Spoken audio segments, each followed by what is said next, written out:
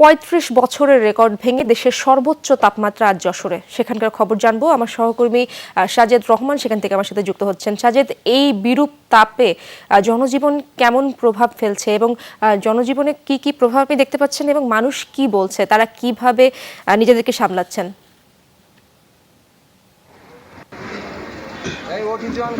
ইশরাত, আসলে যেটা বলেছেন যে তীব্র তাপ গত এক মাস ধরে অনুভূত হলেও এক সপ্তাহ ধরে যশোরের তীব্র তাপমাত্রা আমরা দেখতে পাচ্ছি।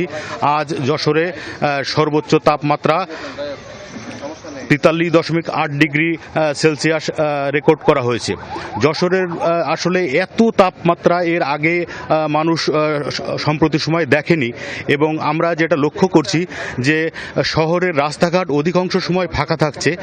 তারা কাজের জন্য যারা বের হচ্ছেন তারাও অনেক দেরি করে, অর্থাৎ সন্ধ্যার পরে আমরা দেখছি যে সন্ধ্যার পরে শহরের ছোট ছোট সড়কগুলোতেও যানজট লেগে যাচ্ছে।